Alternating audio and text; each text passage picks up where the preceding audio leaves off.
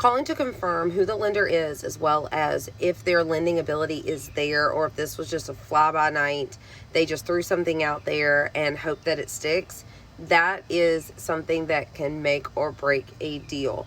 Even from a buyer's perspective, with my clients, I ensure that I know who their lender is. If it's not the preferred that I usually send out to them, which is fine, they can use whoever they like, I call that lender. I ask them, hey, have they been willing to give you the paperwork? Have they been willing to send you what you need? How easy is it for you to get a hold of them? Because I want to have that relationship with the lender from my buyer's perspective, and I want to have that relationship from the seller's perspective. If I know that we're looking to accept an offer and I call that lender and I can never get them on the phone, can't get them in text message, can't get them by email, just cannot flat out reach them, that's a problem. Now, is it a good enough offer that we may go back to the buyer and say, hey, y'all had the best offer, but I'm really struggling with your lender. Is there anyone else that you would consider trying to lend with to see if we could have, maybe somebody that's more local or somebody that we know we can get on the phone?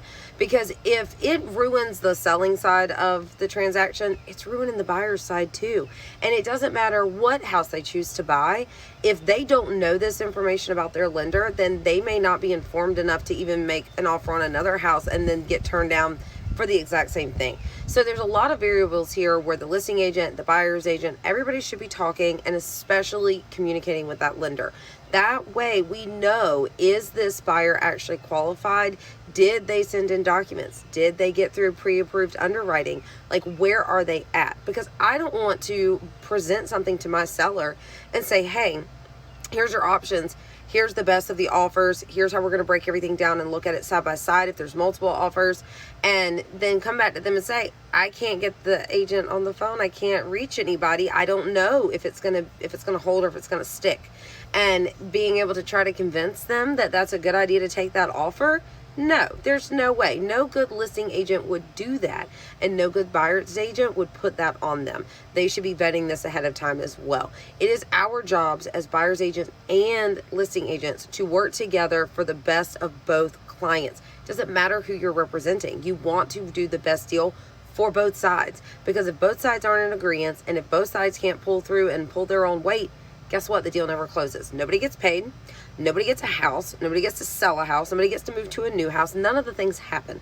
So it's incredibly important that everyone be on the same page, talking to the lenders, talking to the other agents to ensure that the transaction can move forward and move forward smoothly. My name is Morgan with Rountree Realty. I work up and down the east coast of Georgia, everywhere from Chatham County, Liberty County, Bryan, McIntosh, Glenn, you name it, I'm there. I can help you if you have questions, or if you're just curious of a good lender, hit me up, let me know, and I'd be happy to provide that information with some of the best ones that I personally like to use.